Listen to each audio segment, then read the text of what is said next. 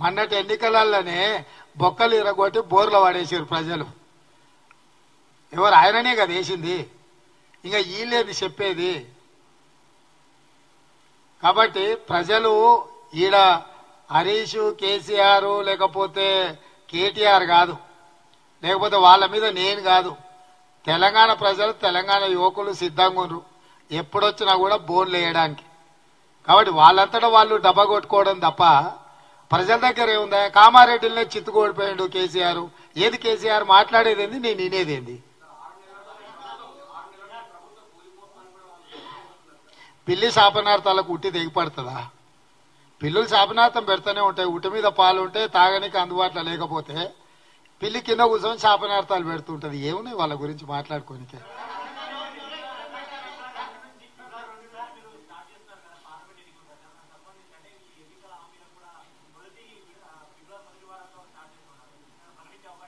Definite గా అసెంబ్లీలోనే ప్రకటిస్తాం. Assembly వస్తూనే ఉంది కదా.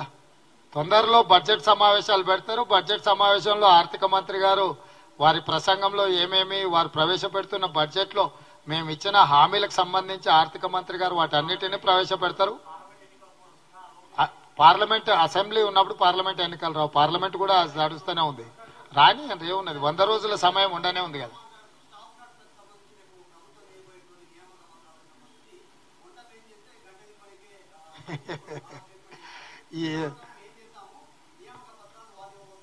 రమ్మని ఆయనను కూడా ఎమ్మెల్యేలు అందరిని ఆహ్వానించినాం. ఆయనను కూడా రమ్మని ఎవరొద్దు అన్నారు. ఏమన్నా రేపు అందరు ఎమ్మెల్యేలను పిలిచినాం.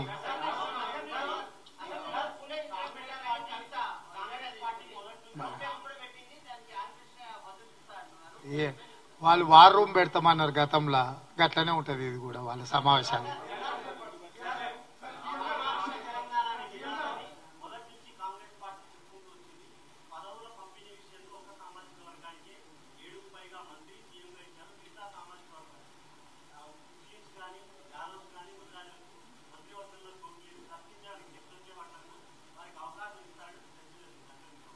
మీరేమంటే మేము కూడా అదే అంటాం తప్పకుండా.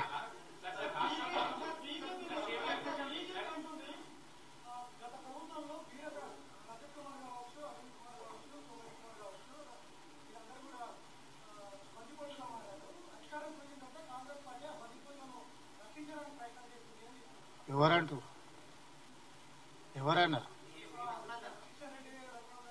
చెప్పవాలి. వాళ్ళదే కేంద్ర ప్రభుత్వం ఉంది కదా, వాళ్ళని పట్టుకోని ఐఏఎస్లు ఐపీఎస్లో సిబిఐ కింద విచారణ చేయొచ్చు. కేంద్ర ప్రభుత్వం డిఓపిటి వాళ్ళ దగ్గరనే ఉంటుంది, స్టేట్ గవర్నమెంట్ దగ్గర ఉండదు.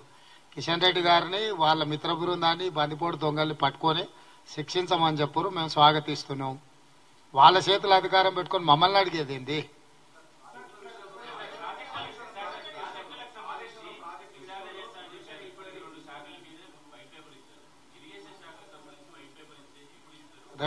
రేపు అసెంబ్లీలో ఆల్రెడీ చీఫ్ జస్టిస్ ఆఫ్ తెలంగాణకి లేఖ రాయడం జరిగింది. సిట్టింగ్ జడ్జిలను కేటాయించమని చెప్పి వారి నుంచి రిప్లై రాగానే విచారణ మొదలవుతుంది.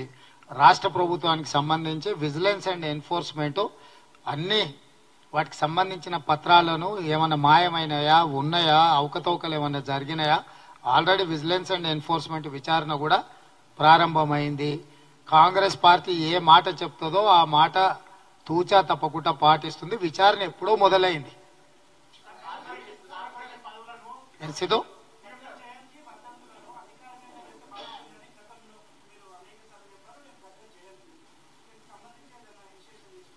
ఆల్రెడీ తీసుకున్నగా మీ దృష్టికి రానట్టుంది. అయితే మీరు ఆలస్యంగా ఉన్నారు. అదే ప్రభుత్వం కూడా అధికారికంగా చేస్తుంది.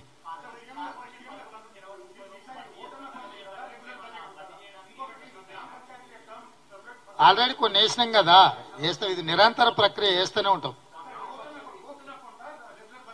అది అప్పుడు చెప్తాం. ఇప్పుడే ఇంత ముందుగా ఎట్లా రాహుల్, ఇంకా చర్చనే జరగలేదు.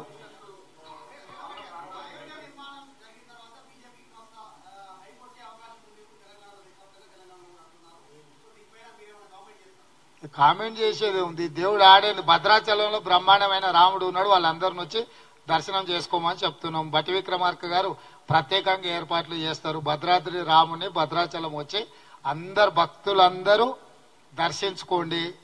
దేవుడు అనేవాడు దేవుడు. దేవుడికి రాజకీయాలకు రాజకీయ పార్టీలకు ముడి పెట్టకండి. మేము ఆ కోణంలోనే చూడము, ఆ కోణంలోనే చర్చించము.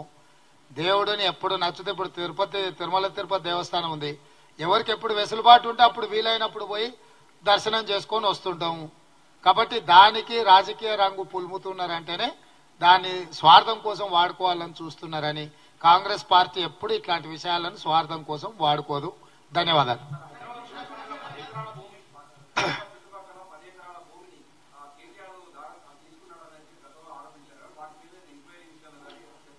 ఆల్రెడీ విచారణ జరుగుతూనే ఉంది, ఇచ్చిన జీవోలు ఆపుతూనే ఉన్నాం. మీరు అన్ని చూసుకుంటేనే అడుగుతున్నది. అందరిని అధికారులను బదిలీ చేసారు, అందరినీ ఏ ఒక్కరు కాదు. ఇప్పుడు ఒక ప్రాసెస్ ఉంటుంది, ఏదైనా చెయ్యాలని అంటే. ఇది ఆటవిక రాజ్యం కాదు, నాకు నచ్చలేదు కాబట్టి ఎంబడే ఊరేయండి అని చెప్పనికే. ఇది ప్రజాస్వామ్యము. ప్రజాస్వామ్యయుతంగా విచారణ సంస్థలు ఒక ప్రాసెస్ లో విచారణ చేస్తే ఆ విచారణలో జరిగిన తప్పిదాలను వెలికి తీస్తారు. ధరణి మీద కమిటీ వేసినాం, ధరణిలో సామాన్య మార్పులు ఎట్లా చేసిండ్రో కూడా వాటి మీద జరుగుతుంది. మా దృష్టికి వచ్చిన బెంచ్లు పెట్టడం జరిగింది. వాళ్ళు లోపల చేసిన వాటిని, మా ప్రభుత్వం దృష్టికి వచ్చిన వాటిని అన్నిటిని కూడా విచారణకు ఆదేశిస్తూనే ఉన్నాము. కాబట్టి ఇవన్నీ 50 రోజులే అయ్యింది, ఎందుకు తొందర పడుతుంది? ఇంకా చాలా రోజులు ఉంది, ఇంకా 300 పైగా రోజులు ఉంది పరిపాలన. ఆల్రెడీ చెప్పినాం కదా, రేపు అసెంబ్లీలో రెజల్యూషన్ పాస్ చేసి బీసీ జనగణన చేస్తాము. రాహుల్ గాంధీ గారి కమిట్మెంట్ ఇది. తప్పకుండా వచ్చే నెలలోనే ఉంటాయి. ధన్యవాదాలు.